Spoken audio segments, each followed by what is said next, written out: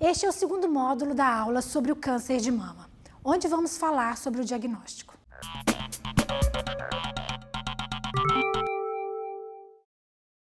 Agora nós vamos voltar falando de como nós vamos fazer o diagnóstico do câncer de mama frente a uma mulher na sua maior faixa etária de risco ou no grupo de alto risco, de uma forma diferenciada, como eu disse. Então, primeiro, depois de um acolhimento, de uma boa anamnese, de entender a história familiar dessa paciente, nós vamos agora saber como é feito essa forma de rastreamento no nosso país. A mamografia é o exame padrão ouro para que isso seja feito. Então, a nossa forma de rastrear o câncer de mama, de forma ainda subclínica e não de forma clínica, é através da imagem. E qual é a imagem que reduz o número de mortes por câncer de mama no mundo todo? Então, já existem trabalhos, 7 trabalhos com nível A de evidência, mostraram que a mamografia é o exame de imagem que consegue reduzir o número de mortes por câncer de mama. E esse rastreamento é feito de duas formas, de forma organizada e de forma oportunística.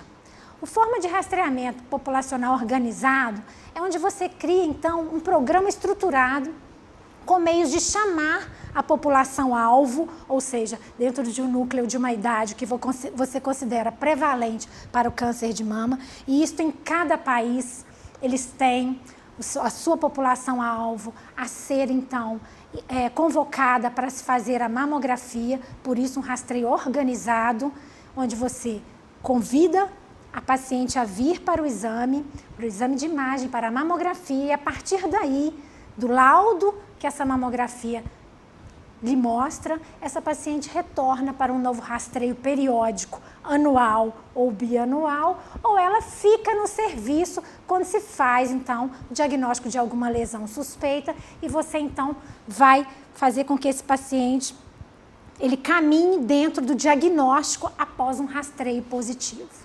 No Brasil, a nossa forma de rastrear câncer de mama é através do rastreio oportunístico. O que significa um rastreio oportunístico? Você disponibiliza a mamografia para a população-alvo. Quem é a população-alvo no Brasil? Mulheres entre 50 e 69 anos de idade. Então, este rastreio é feito na população assintomática. Basta que você esteja dentro deste grupo etário, dos 50 aos 69 anos de idade, você tem, então, o direito à sua mamografia de rastreio para o câncer de mama. A periodicidade desse rastreio no Brasil, pelo Ministério da Saúde, é bianual, desde que após o rastreio, a sua mamografia mostrou que não existe nenhuma lesão suspeita para câncer de mama. Então, você vai ser liberada para sua casa e em 2 anos retorna para uma nova mamografia. Fora do nosso país, nos Estados Unidos, a partir dos 40 anos, é oferecida a mamografia de forma anual ou bianual. No Canadá, a partir dos 45 anos, mas para nós, a idade prevalente dos 50 aos 69 anos, bianual. E assim precisamos entender que a mamografia é o exame para se fazer essa forma de rastreio. Lembrando aqui, temos um quadro, o Ministério da Saúde nos mostra como você vai fazer esse rastreio. Então, a mulher chega ao seu ambulatório e ela tem entre 40 e 49 anos. Como eu faço isso? Entre 40 e 49 anos, após a nossa anamnese, uma boa história familiar, e ela não tendo nenhuma queixa com relação à glândula mamária, você vai fazer um bom exame clínico das mamas. E esse exame clínico das mamas é feito no exame ginecológico anual, onde você vai ver as cadeias axilares, você vai ver através da inspeção estática e inspeção dinâmica alguma alteração no formato ou na cor, ou algum sinal que te mostre alguma alteração com relação à simetria das mamas. Ao palpar as cadeias axilares, você vai analisar se existe alguma linfadenopatia palpável, no caso, por você. Fora isso, um bom exame feito das 2 glândulas e observar se existe alguma descarga importante. Tudo isso o médico tem que estar pronto para entender, realizar e reconhecer sinais e sintomas que façam com que ele, então, tire essa mulher assintomática neste momento, mas a considere uma mulher com algum risco para estar desenvolvendo esse tipo de neoplasia, ou seja, ela vai passar por um rastreio, visto que você sinalizou alguma alteração nisso. Caso contrário, ela só começa o exame de imagem a partir dos 50 anos. Mas se naquele exame clínico que você fez, você detectou ou percebeu qualquer tipo de alteração que justifique um exame que te complemente o diagnóstico, então você está liberado para pedir essa mamografia, pois na verdade não se trata de uma mamografia de rastreamento, se trata de uma mamografia diagnóstica. Diagnóstica porque você tem um sinal ou um sintoma que te fez pensar em alguma alteração mamária. Então agora, com essa sintomatologia ou esse sinal que você percebeu ao seu exame, você consegue então sinalizar a solicitação da mamografia diagnóstica e, junto com a imagem e a sua clínica, andar dentro desse diagnóstico com relação ao câncer de mama. Ou ele ainda torna-se mais suspeito se essa mamografia diagnóstica vier com BIRADS 0, um BIRADS 3 ou um BIRADS 4 e 5, ou a mamografia vem com BIRADS 1 ou um BIRADS 2. Neste caso, às vezes, quando você palpa uma imagem nodular, você palpa um nódulo e você precisa de fechar o diagnóstico daquilo que você está palpando e essa mamografia diagnóstica não se foi suficiente, você pode usar outros exames de imagem, como a ultrassom, a ressonância, mas em primeira instância sempre a mamografia vai avaliar o aspecto daquilo que você palpou quando você conseguiu sinalizar no seu exame clínico alguma alteração. Na população sem sinais e sintomas, examinado por você e nada encontrado, e que estiver entre 50 e 69 anos, esta população sim merece, além do exame clínico, a mamografia de rastreamento a cada 2 anos. Guardem isso. Para a população sem sinais e sintomas, o rastreio, ou seja, rastreio da população assintomática entre 50 e 59 anos, tem uma periodicidade bianual, a cada 2 anos. Por quê? Mais embaixo no quadro nós vamos perceber se a mulher tem algum fator de risco importante, como eu disse, parentes em primeiro grau com câncer de mama, o câncer de mama bilateral num dos parentes, o câncer de mama em homem num dos parentes, se ela teve a radioterapia em manto do tórax por uma terapêutica prévia, por um linfoma, ou qualquer que seja a doença que levou a esse tipo de terapêutica, ou se ela no passado fez uma biópsia desta mama e teve alguma lesão com atipia, como lobular in situ ou ductal com atipia. Essa população que é do grupo especial ou do grupo de alto risco ou de risco elevado, a mamografia será feita a partir dos 35 anos, mesmo que essa mulher, aos 35 anos, não tenha para você nenhum sinal e sintoma que o leve a pensar ou a solicitar o exame. É na população assintomática a quem você vai começar, então, a fazer a mamografia anual. Então, a periodicidade é diferente quando você não tem o risco ou quando você se encontra na população de alto risco. Na de alto risco, a periodicidade da mamografia é anual e ela inicia-se um pouco antes, a partir dos 35 anos de idade.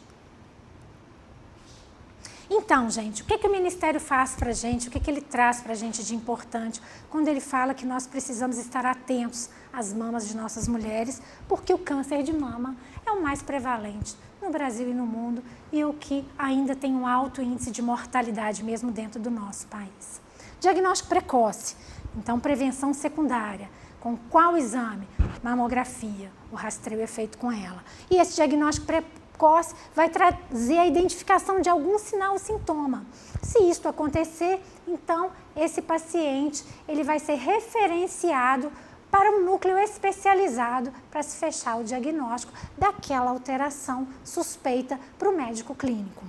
A população ela precisa ficar alerta para esses sinais e sintomas. De alguma forma, a mídia veio trazer para a população feminina de uma forma geral, e temos hoje aí o Outubro Rosa, que é um momento em que a população feminina ela se concentra e nós, né, médicos, nos concentramos em informar cada vez mais que você, mulher, precisa se olhar.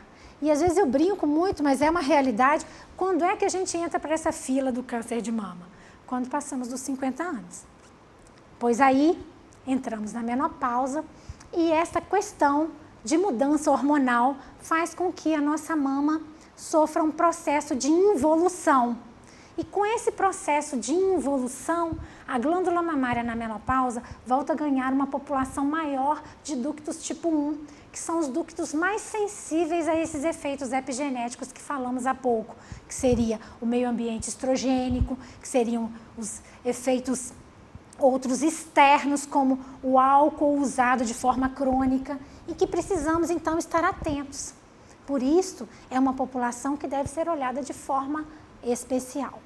Os profissionais de saúde, eles precisam estar capacitados para essa avaliação. Porque se você, médico, atende ao seu paciente, identifica-o como mulher, no maior fator de risco que seria aquela idade, nessa periodicidade entre 50 ou mais anos, onde ela já está na menopausa, e não passa por um bom exame clínico essa mulher, então você pode estar perdendo o momento de se fechar um diagnóstico, às vezes, de uma lesão inicial, que é quando, então, a partir de uma prevenção secundária, eu consigo melhorar ou curar esse paciente, melhorar a sua sobrevida ou mesmo curá-lo.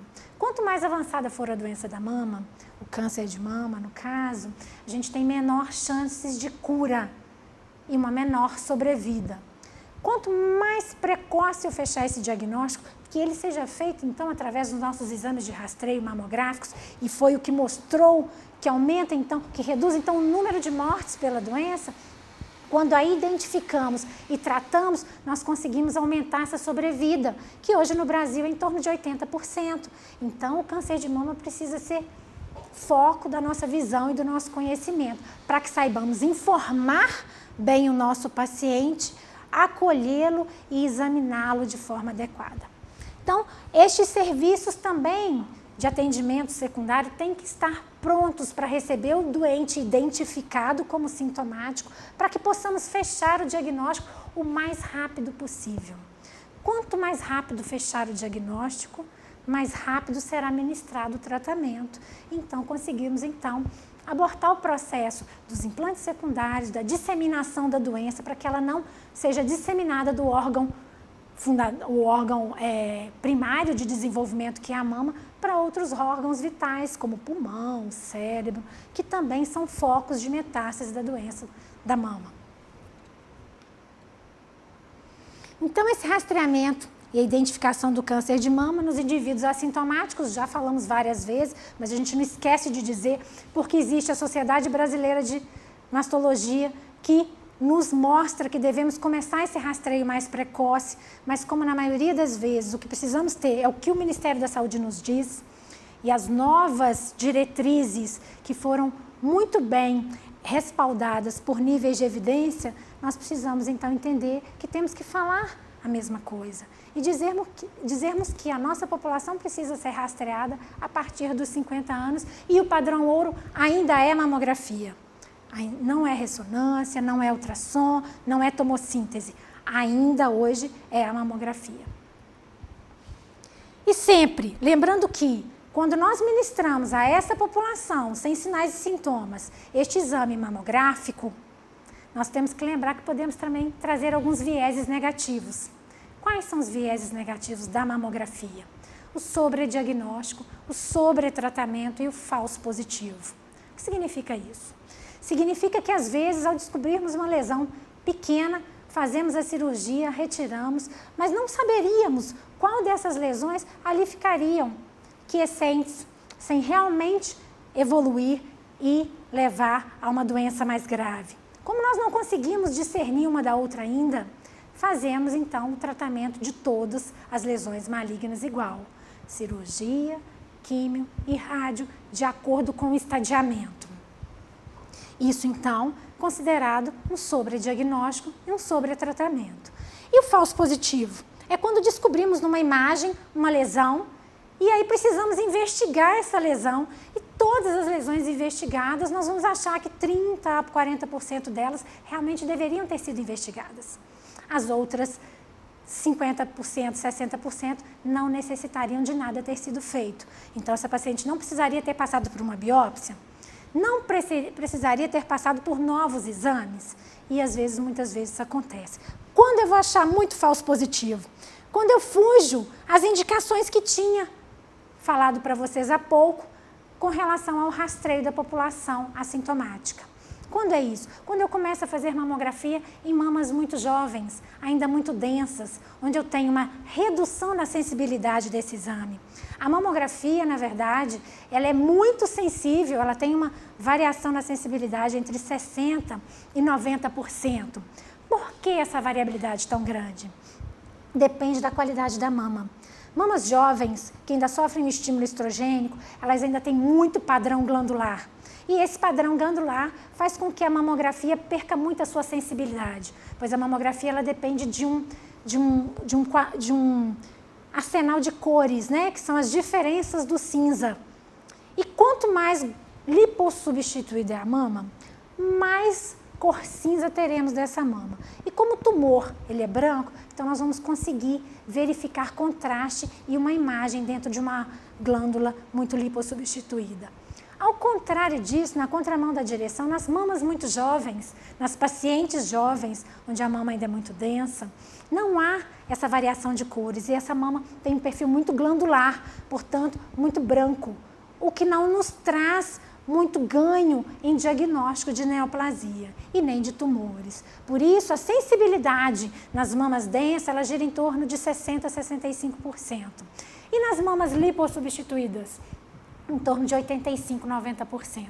Por isso, também voltando a dizer, o padrão de rastreio mamográfico pega essa população onde a mama já começa a ser lipossubstituída, ou seja, a mulher entrando na menopausa, ela passa de sofrer o estímulo estrogênico, então o que vai permitindo a involução desse tecido fibroglandular, facilitando e melhorando a sensibilidade do exame de rastreio, que é a mamografia. Portanto, os falsos positivos hoje são a nossa grande dificuldade, porque acabamos fazendo muita intervenção para pouco diagnóstico.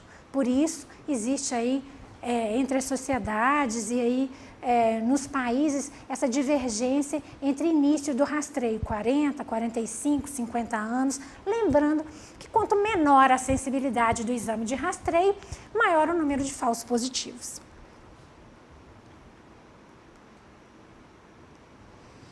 Então, pelo Ministério da Saúde, já falei várias vezes, não vou continuar falando muito sobre a mesma coisa, mas lembrando que na nossa nova revisão, a nossa população será de 50 a 69 anos e a periodicidade de tal será bianual.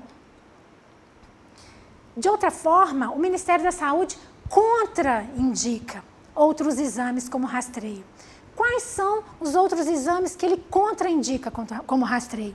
O autoexame da mama, ele não faz menção ao autoexame porque aumenta o medo, a cancerofobia e o número de procura de pacientes aos ambulatórios e o número de exames complementares ao aumenta muito o número de falsos positivos. Ele também é contra o rastreamento por ressonância nuclear magnética, por ultrassonografia, por termografia e tomossíntese. Também não ratificando e não falando que devemos também começar esse rastreamento mamográfico antes dos 50 anos. Quando também ele coloca que não devemos manter o rastreio mamográfico a partir dos 70 anos. Isto para o Ministério da Saúde. Nós entendemos na Sociedade Brasileira de Mastologia que se essa mulher ela tem uma longevidade com saúde, então ela mantém esse rastreio bianual se ela tem uma sobrevida boa e se nesta mulher, a partir dos 70, se eu fizesse um diagnóstico de câncer, se eu pudesse tratar da mesma da forma adequada, então por que não rastrear? É necessário o rastreio. Mas se já temos uma mulher com 1000 comorbidades tais que a impeçam de ser submetida a um tratamento, então não tem por que fazer o rastreio.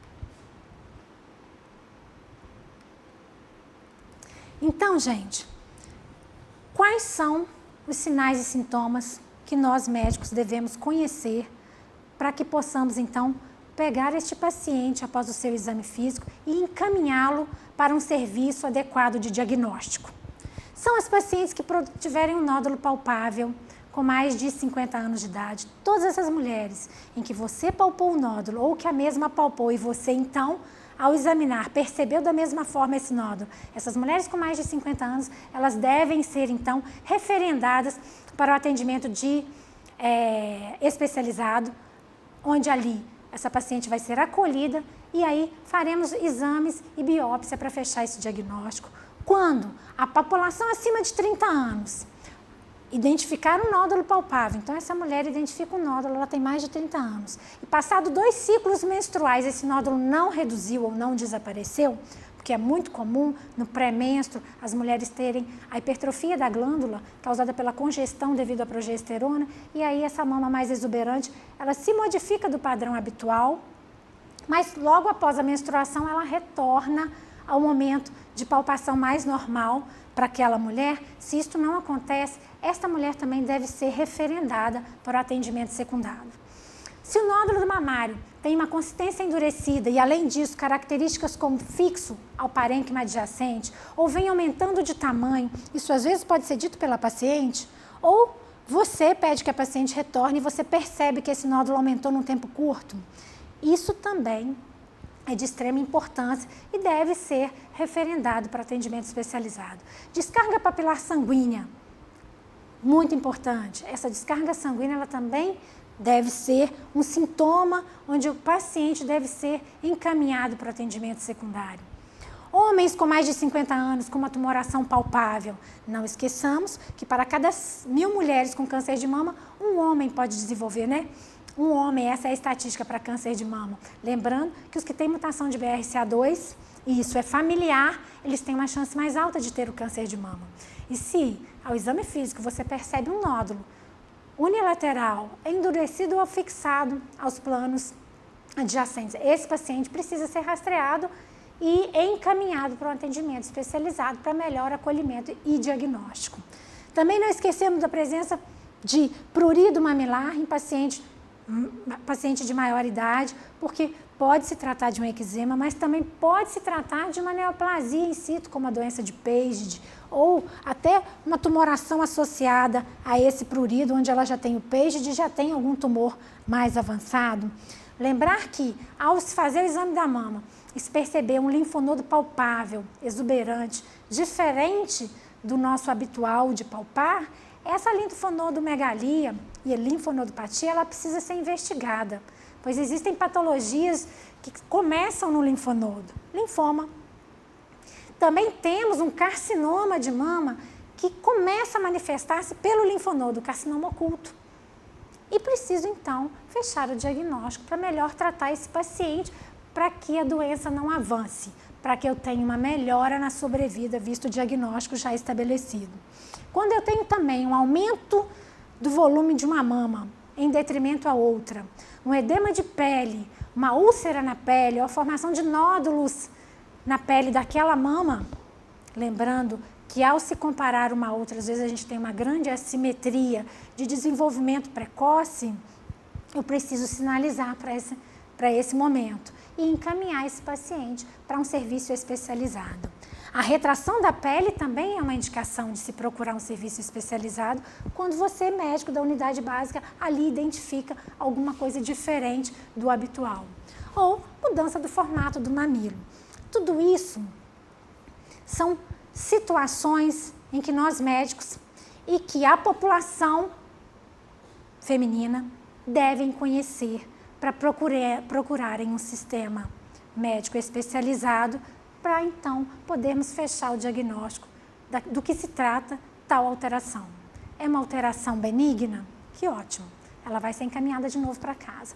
É uma alteração maligna? Enfim, essa paciente ficará num sistema organizado de diagnóstico e terapêutica para que ela seja bem acolhida e nós consigamos então fazer o tratamento em tempo rápido para que ela tenha uma melhor sobrevida. Então, é uma recomendação importante que o Ministério faz para a gente, que após identificar os sinais e sintomas suspeitos que agora acabei de dizer, esse paciente deve ser referenciado para um núcleo especializado de acolhimento e atendimento a paciente para lesões de câncer de mama. então ela vai para o atendimento secundário, que é um atendimento especializado, onde lá vai ter um mastologista que vai acolher essa paciente e então fazer o diagnóstico da forma mais rápida possível. Assim encerramos esse módulo. Você pode reforçar o conteúdo no nosso caderno digital.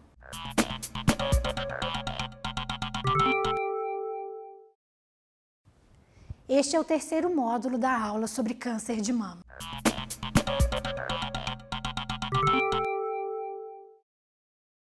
Vejamos aqui uma descarga sanguínea. Se examinada for a paciente, fica fácil de você observar do que se trata. Às vezes o próprio paciente já traz a queixa para você, que houve então um dia ou outro na sua casa que após acordar a camisola estava suja ou o sutiã estava sujo. Então essa descarga ela precisa ser identificada e o paciente referenciado para atendimento especializado, para então nós aí pedimos os exames adequados à idade do paciente e o diagnóstico através de uma biópsia. Lembrando também que, olha, vejam bem, ulcerações na pele, aumento de volume da mesma, hiperemia da pele, tudo isso são sinais que todos nós estamos vendo, qualquer profissional da área da saúde consegue identificar que aí existe alguma coisa. A partir deste momento, o ideal é que você encaminhe e não peça exames. Por quê? O que o Ministério da Saúde começou a observar?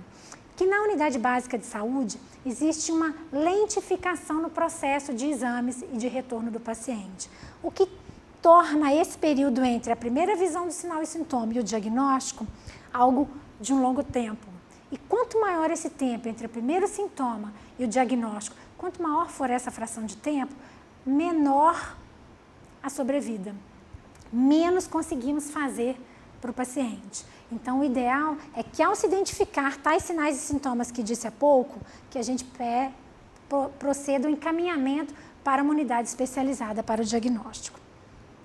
Vejam bem, uma paciente já de uma certa idade, com desvio do CAP, com abaulamento, com áreas violáceas na mama, tudo isso mostra para nós exatamente essa questão, ó, retração, desvio do CAP, tudo isso nos mostrando que alguma coisa deve estar presente nesta mama. E o que fazer? Encaminhar. A melhor forma de se fechar um diagnóstico é encaminhando para um serviço onde isso vai acontecer de forma mais rápida. Áreas de úlceras, edema de pele, retração da papila. Olha a retração da papila. Olha a úlcera da pele, olha o edema. Tudo isso mostra que alguma coisa de errado está acontecendo aí. Então é importante. Uma paciente com uma imagem dessa, se ao se fechar o diagnóstico numa biópsia, na verdade uma biópsia, neste caso uma biópsia incisional, onde parte da pele vai ser amostrada, eu tiver um estadiamento avançado de um carcinoma como um T4B, esta paciente ela não é passível de cirurgia, ela irá para a quimioterapia. Então, por isso, ela precisa, após ser identificada com esse tipo de alteração, ser encaminhada para um serviço especializado, onde vai ser feito o estadiamento, o diagnóstico, para ser feito o melhor tratamento para este caso. No homem, é uma lesão ulcerada no homem, né? Fala a favor também de uma lesão neoplásica. Como é que eu fecho esse diagnóstico? Preciso de uma biópsia. Posso fazer uma biópsia a partir de uma corebiópsia, que seria através de uma agulha de calibre grosso, onde eu tiraria alguns fragmentos, ou mesmo uma biópsia excisional, onde eu vou tirar toda a lesão através de uma excisão. Também posso fazer isso. Então, várias são as formas que o médico especialista vai fazer para fechar o diagnóstico. O importante é que, identificando tal alteração, encaminhemos de forma mais adequada. Então, gente, falando agora um pouco da classificação BIRADS, nos rastreamentos populacionais através da mamografia, ou mesmo quando temos, então, a mamografia diagnóstica. Então, aqui, isso é muito importante porque essa classificação tornou homogênea a visão da imagem mamográfica em todo o mundo. Nos deu a possibilidade de entender o que está acontecendo, mesmo que não sejamos médicos especialistas, mesmo que não sejamos radiologistas e nem especialistas da área mama, nós vamos saber entender quando essa mamografia chegar até nós com uma classificação hoje, uma classificação internacional do BIRADS. Por quê? A classificação de BIRADS, ela vai homogeneizar as lesões. Então, aquilo que é identificado na imagem vai ser de forma homogênea, classificada, para que você tenha a melhor conduta a ser realizada de acordo com aquela classificação. A classificação do BIRADS hoje, para a mama, nós temos a classificação de BIRADS de mamografia, de ultrassonografia e de ressonância nuclear magnética. Enfim, qualquer que seja a modalidade de imagens, no fim, você terá o laudo desta classificação em 0, 1, 2, 3, 4, 5 e 6. E como você vai conduzir? Como um clínico generalista conduziria isso? A partir da classificação. Se uma imagem mamográfica vier com a classificação 0, significa que ali, naquela mamografia, existe uma imagem em que o radiologista não conseguiu fechar para você do que se trata. O que significa isso? Que ao classificar como 0, ao receber uma mamografia com a classificação 0, é necessário uma segunda imagem para que a gente possa, então, identificar do que se trata. Por exemplo, uma imagem nodular. Na mamografia, essa imagem ela vai vir com uma imagem nodular. Então, vamos entender aqui. Essa imagem nodular na mama esquerda. Essa imagem nodular, ela se trata de uma lesão sólida ou cística? Na mamografia não existe um recurso para que eu tenha esse diagnóstico firmado. Portanto, se eu estou em dúvida se essa lesão é sólida ou cística, eu não consigo fechar o diagnóstico para classificá-la melhor do que com 0. Porque eu sei que ao classificá-la com 0, eu tenho uma chance de 0 a 33% de se tratar de um câncer de mama. Este é o risco. Portanto, 0 não é baixo risco.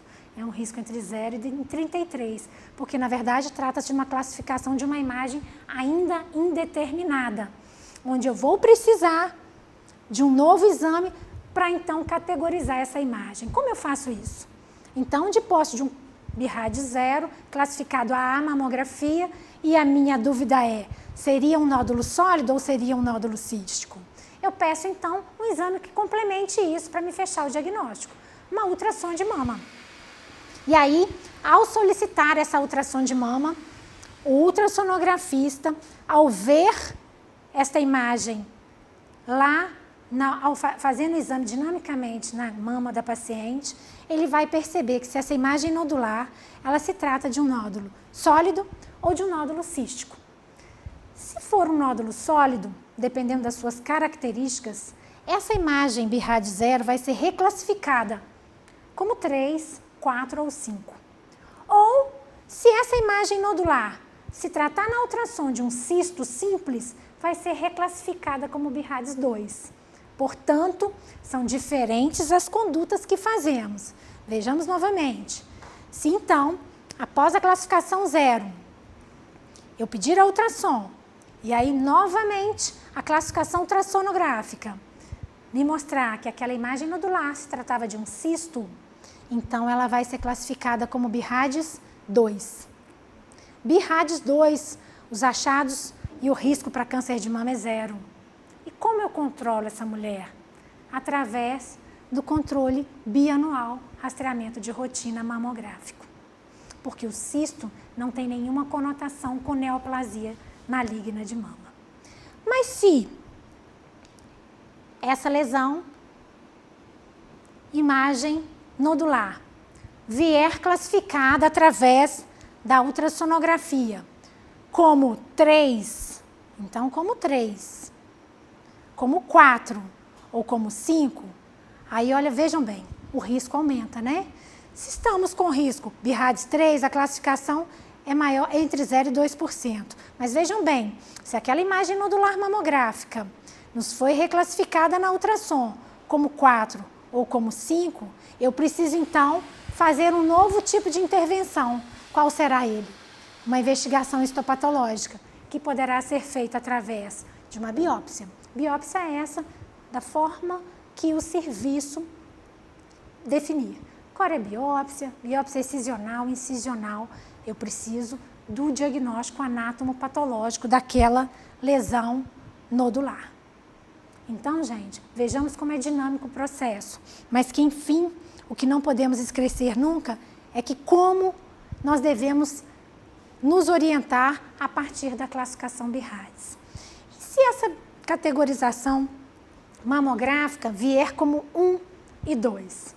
1 significa para nós que não existe nenhuma alteração nesta mama. Portanto, é uma mama lipossubstituída sem nenhuma imagem suspeita.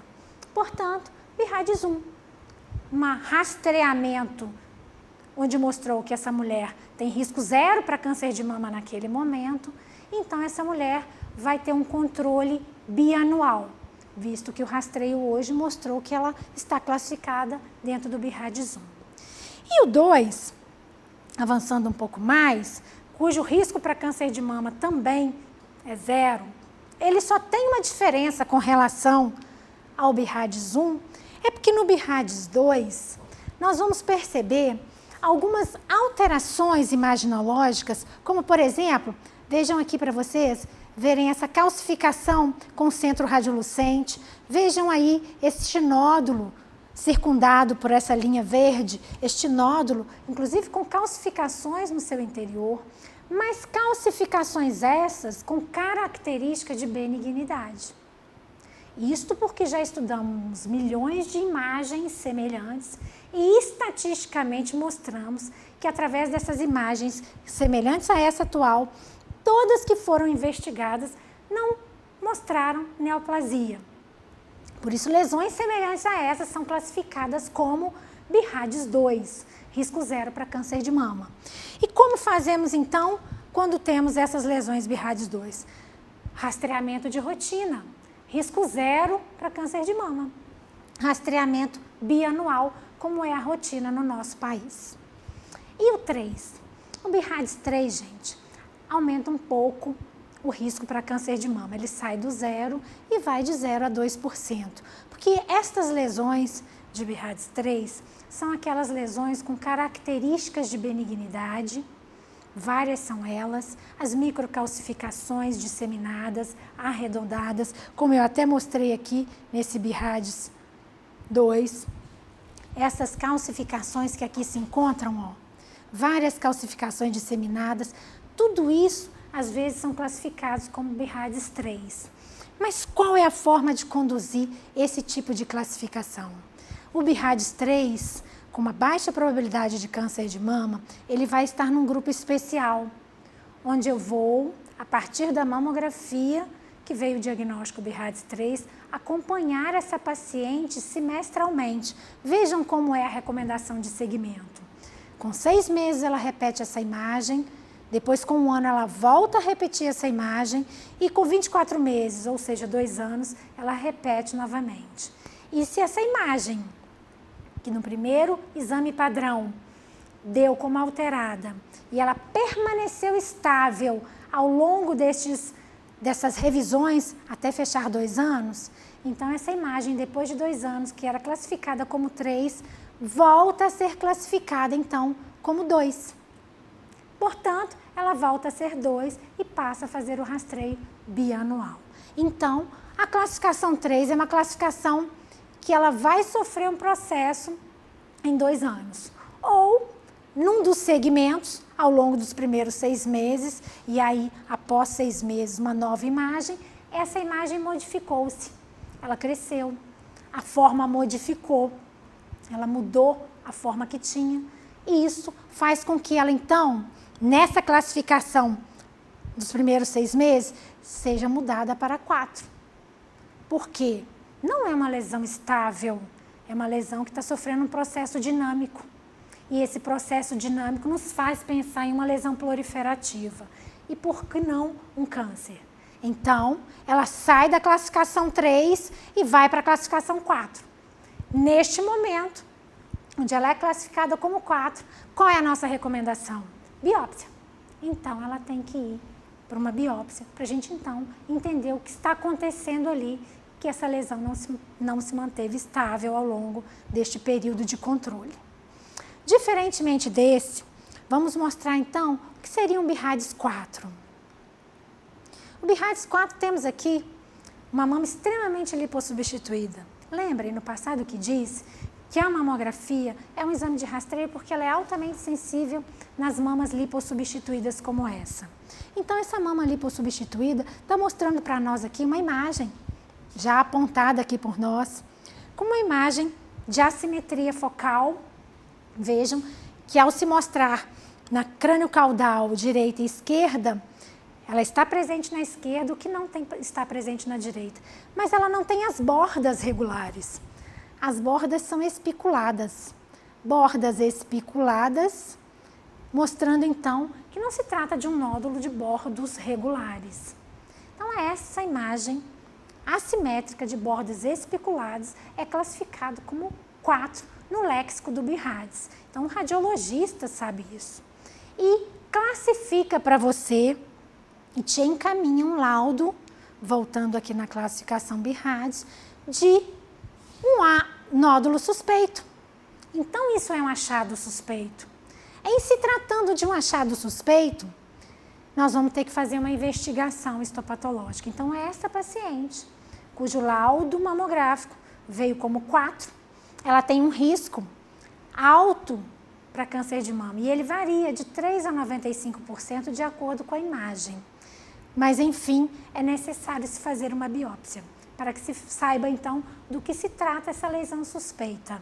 O mesmo acontece, gente, vejam lá, com o BIRADS 5. Ele, nessa mesma visão e com um léxico um pouco diferente do 4, ele também necessita de uma investigação histopatológica. Porque no BIRADS 5, as chances ainda são maiores do que o BIRADS 4 desta imagem se tratar de uma neoplasia. Eu tenho aqui à frente, vou mostrar para vocês. Aqui temos o BIRADS 5. Uma lesão de assimetria com retração do parênquima adjacente, difícil visualização, mas com microcalcificações. No zoom vocês vão ver microcalcificações, o que nos mostra que além de uma lesão assimétrica de bordos não regulares, tem outros comemorativos ao redor, como as microcalcificações, a retração do parênquima, o que classificam ela com uma suspeita ainda maior, como 5. Então, a recomendação de consenso para quando se classifica uma imagem mamográfica como 5 é biópsia. Ela tem que ser feita a biópsia, porque a gente tem uma chance de mais de 95% das vezes de encontrar aí uma neoplasia maligna da mama, onde nós teremos que fazer o tratamento adequado. Então, gente, fechamos a coisa mais importante dentro do diagnóstico para o câncer de mama. A imagem é o nosso maior auxiliar quando nós queremos fazer um diagnóstico ainda subclínico, onde ainda não há uma manifestação clínica da doença. Então, precisamos conhecer a classificação BIRADS e quais são as reais recomendações para cada uma delas. De posse desse conhecimento, nós vamos conseguir, então, conduzir o nosso paciente da melhor forma. Lembrando aqui também agora, após fechado o diagnóstico, né? Então, depois de os exames de imagem nos levarem a uma biópsia, nós temos agora uma biópsia que mostrou um diagnóstico de câncer de mama.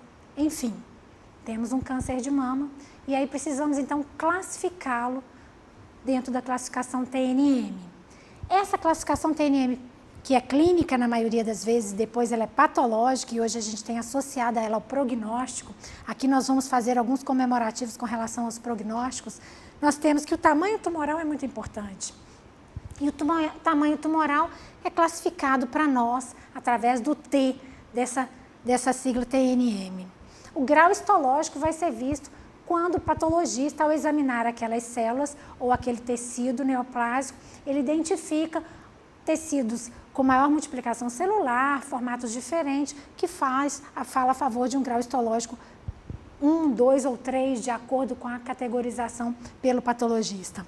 A embolização vascular peritomoral, também vista pelo patologista, tem alguma importância dentro do câncer de mama, porque falam a favor de cânceres de mama mais agressivos. Os receptores hormonais, hoje vistos através do painel imunistoquímico, é de extrema importância, pois vai, além dos fatores prognósticos, que vão falar a favor de tumores de melhor prognóstico, como os luminais, vamos falar a favor também de uma terapêutica mais alvo-induzida, porque os tumores luminais respondem aos hormônios, né? Pois têm receptores hormonais. O HER2 também hoje é avaliado através do painel imunohistoquímico, importante, pois fala a favor de um prognóstico pior, pois ele é um tumor mais agressivo. Além de classificar a axila e as nossas cadeias ganglionares, onde aí nós vamos ter o nosso N, e a metástase, pois muitas vezes, não obstante no nosso país, onde temos assim um país de grande extensão, uma dificuldade em se fechar um diagnóstico precoce, pacientes com já diagnósticos realizados em fase mais avançada, onde podemos já ter algum tipo de metástase. E as metástases, que nós vamos ver um pouquinho à frente, para o câncer de mama, são prevalentes no osso, fígado, pulmão e cérebro. Então, temos que tomar uma atenção especial quando estamos falando do câncer de mama. Vamos lembrar aqui como é que a gente estagia o câncer de mama. No estadiamento 0 é o carcinoma in situ. Além do carcinoma in situ, que está ainda dentro da membrana basal, ele não invadiu a membrana basal. Nós temos vários subtipos dentro do carcinoma in situ, mas não esquecer também da doença de Paget, que lembram quando eu disse atrás do prurido mamilar? Esse prurido mamilar, numa paciente de idade mais avançada e que não responde à terapêutica com corticoterapia, deve ser pensado numa lesão neoplásica de papila. Então, se faz a biópsia e se ali você tem um Paget, ele é classificado como carcinoma in situ e assim deve ser tratado. Os carcinomas em estágio 1 são aqueles carcinomas pequenos que vão até 2 centímetros. No T2, são aqueles que vão de 2,1 a 5 centímetros. E no estágio T3, são aqueles tumores maiores do que 5 centímetros. Lembrando que para nós, esse estágio ele é um pouco confuso ou complexo, eu diria, mas fácil de identificar, que para nós conhecermos, o mais importante é o mais avançado deles. Quando você tem um estadiamento onde você tem uma axila comprometida, portanto, linfonodomegalia palpável, onde você tem úlcera na pele, edema de pele, onde você tem edema da pele associado à úlcera ou a nódulos satélites, onde você classifica esse tumor como T4. A classificação tumoral T4, ela até independe do tamanho tumoral. E dentro do T4, você vai ter o T4A, B, C e D. Essa classificação nos mostra uma coisa muito importante, porque trata-se então, nesse momento, de uma doença avançada. E na doença avançada, o que eu mais preciso é ter o diagnóstico histopatológico e iniciar o tratamento quimioterápico. Então, dos estadiamentos do câncer de mama, onde a cirurgia não é a primeira arma terapêutica, temos aí o estadiamento quando você tem no tumor mamário o comprometimento da pele, através do edema de pele, comprometimento através de nódulos satélites ou de úlceras na pele, ou este tumor já está fixo ao substrato do tórax, como costela, o músculo auxiliar da respiração ou o músculo serrátil, quando também a infiltração dos músculos serrátil, intercostal e costela, também temos um tumor avançado. Ou se você tem associação dessas duas características, infiltrado profundo ou infiltrado da pele associado, ou que seria um T4C, ou se você tem o T4D. O T4D é um carcinoma inflamatório, quando você tem sinais flogísticos, edema de pele, linfonodopatia, e na biópsia você percebe que existe um infiltrado da pele com células tumorais. Então, esta classificação, carcinoma inflamatório, ele é tratado com quimioterapia, assim como os carcinomas de mama localmente avançados. Primeiro a químio, porque a cirurgia não vai conseguir alcançar o seu objetivo.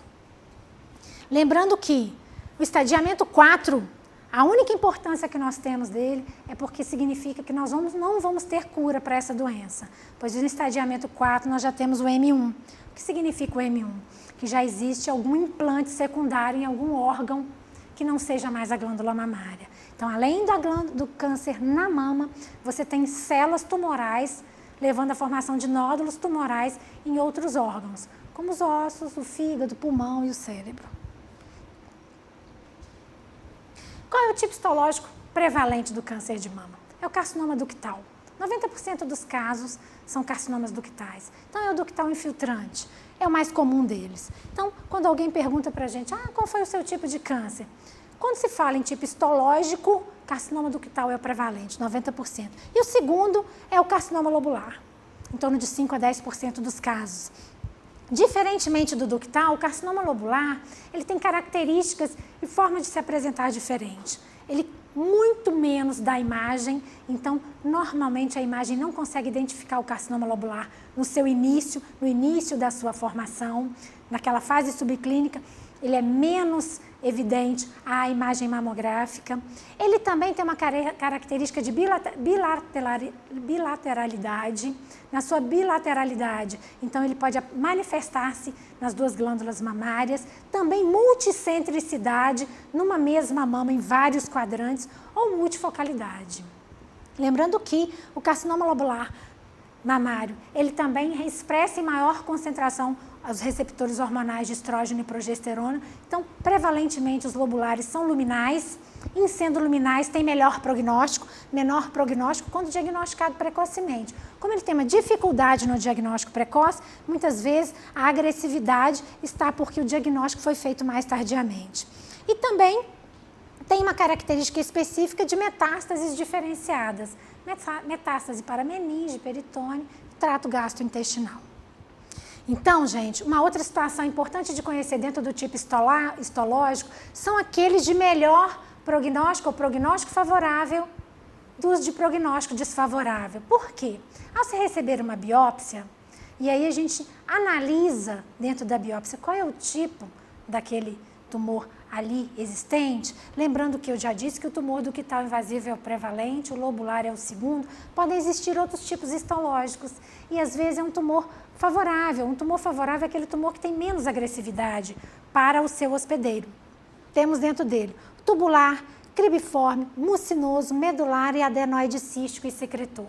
Se no diagnóstico daquela biópsia um destes foi o diagnosticado, então sabemos que esse tumor ele é mais favorável. Então as respostas a tratamento vão ser melhores, então ele tem um prognóstico melhor, uma sobrevida melhor.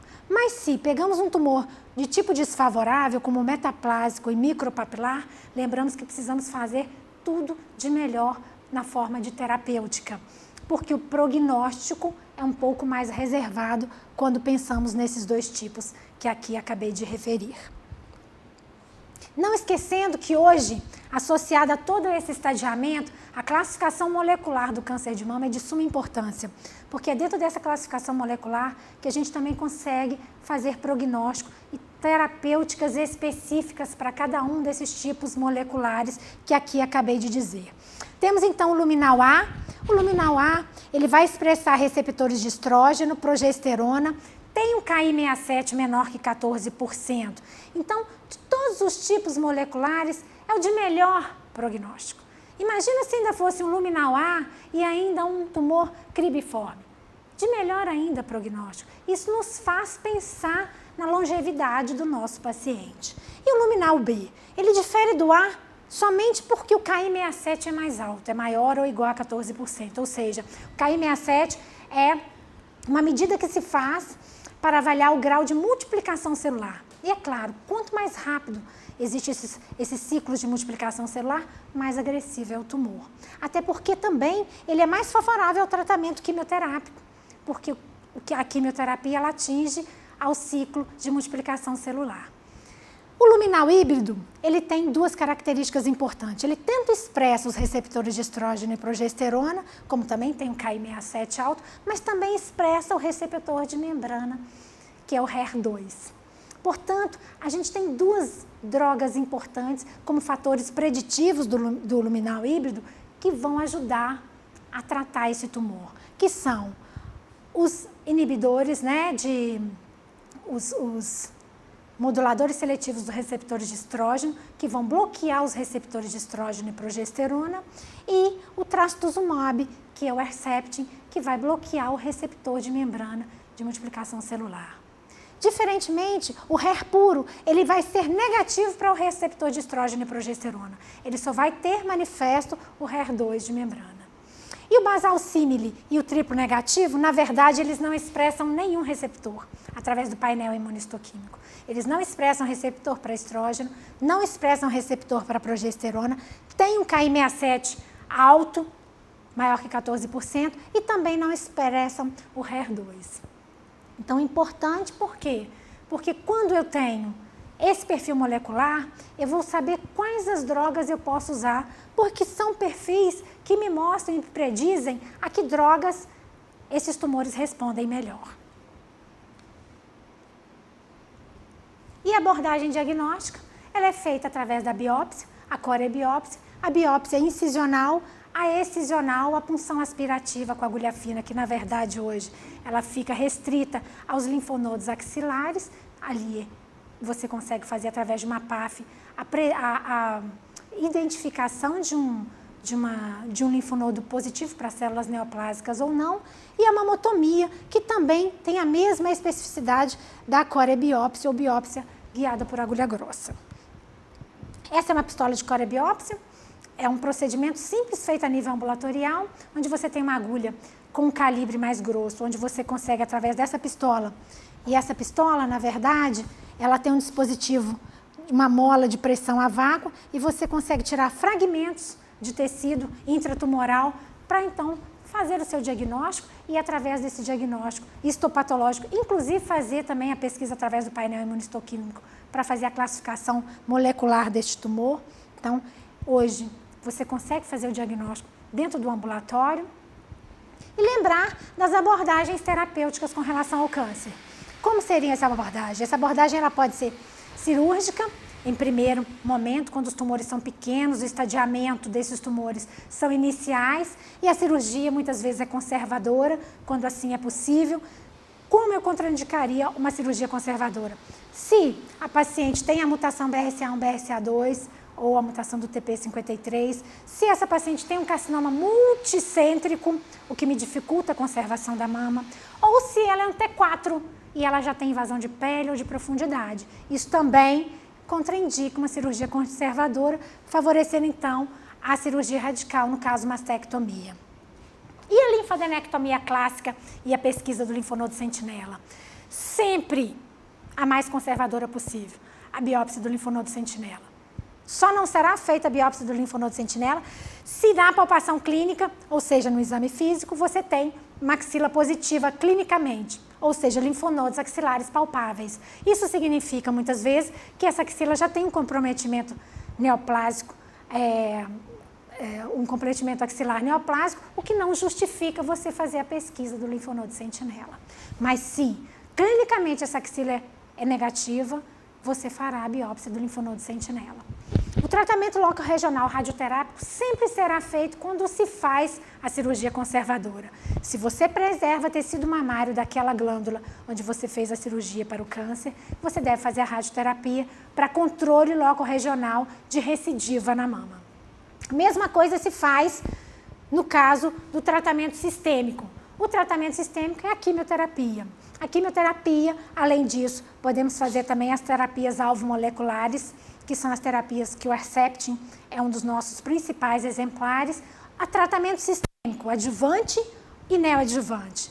Neoadjuvante quando ele é feito antes da cirurgia, para erradicar o tumor. E adjuvante quando ele é feito posteriormente à cirurgia. Então, nós devemos entender que o tratamento neoadjuvante que antecede ao procedimento cirúrgico, ele nos é importante porque ele vai ver em vivo a resposta que o tumor dá àquele tratamento quimioterápico realizado. Se a resposta for positiva, esse tumor reduz de tamanho, ou às vezes até desaparece clinicamente e imaginologicamente, o que mostra para nós que ele teve uma resposta ao que foi feito completa, imaginológica e clinicamente e patologicamente, o que nos dá um fator prognóstico muito bom.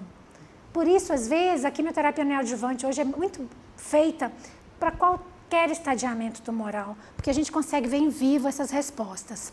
Mas quando você ministra primeiro o tratamento cirúrgico conservador, então você usa a quimioterapia adjuvante após ter feito a cirurgia da mama e da axila. Se conservador, a pesquisa da biópsia do linfonodo sentinela, se não houver axila comprometida, mas se ela clinicamente já for comprometida, então você vai fazer a linfadenectomia clássica. O tratamento sistêmico adjuvante vai entrar depois da cirurgia e ele vai ser através da quimioterapia, no caso poliquimioterapia, ou o Herceptin, que é o trastuzumab, quando esse tumor tem na sua classificação molecular a presença do HER2 positivo. Também não podemos esquecer que a hormonioterapia hoje é muito usada por nós. A hormonioterapia, ela vai ter resposta nos tumores luminais, os tumores que têm receptor de estrógeno e progesterona positivo. Disse há pouco na classificação molecular, os luminais A e luminais B. Então, nós temos a terapia adjuvante, que é a hormonioterapia, onde você vai ministrar o tamoxifeno, que é um modulador seletivo dos receptores de estrógeno, por 5 a 10 anos, ou, em segunda linha de atuação, os inibidores de aromatase. São específicos demais para nós conhecermos, mas temos que entender que quando uma mulher entra no nosso ambulatório e ela te diz ser usuária do tamoxifeno ou de um inibidor de aromatase, precisamos entender que essas drogas têm efeitos colaterais importantes e que precisamos conhecê-los para ajudar o nosso paciente. Lembrando aqui, no final, que precisamos rastrear os implantes secundários quando falamos em câncer de mama. Quais seriam os órgãos de maior incidência dessas metástases? Osso, e a forma de rastrear a cintilografia óssea. O fígado, cuja forma de rastrear seria através de uma ultrassonografia ou uma tomografia. O pulmão, raio-x de tórax ou tomografia também. E o cérebro, através de uma tomografia ou uma ressonância de cérebro. Quando eu vou rastrear? Quando eu tiver um tumor avançado, estadiamento avançado, onde eu fiz o diagnóstico e ele já tem um estadiamento avançado, eu tenho que lembrar que ele pode ser portador de uma metástase já naquele momento, ou quando a paciente apresenta uma clínica. Por exemplo, dor óssea de forma aguda, uma dor na coluna aguda, apresentado 2, 3 anos depois do tratamento do câncer de mama, que antigamente localmente avançado no seu primeiro estadiamento. No fígado, a paciente ficou ictérica, vômitos incoercíveis, não está conseguindo se alimentar direito. Lembrar dos implantes secundários hepáticos. No pulmão, difícil o diagnóstico, mas às vezes o raio-x de pulmão que a gente faz, a gente percebe uma massa nodular única, ou múltiplas massas, ou um derrame pleural já neoplásico. E no cérebro, quando essa paciente apresenta deficiências no campo visual, ou apresenta uma crise convulsiva, tudo isso, se o paciente tem uma história patológica pregressa de câncer de mama, nós não podemos esquecer que, mediante um novo sintoma ou um sintoma agudo, pode se tratar de uma manifestação do câncer de mama num outro sítio, num sítio secundário, osso, fígado, pulmão e cérebro. Assim encerramos este módulo. Você pode reforçar o conteúdo no nosso caderno digital.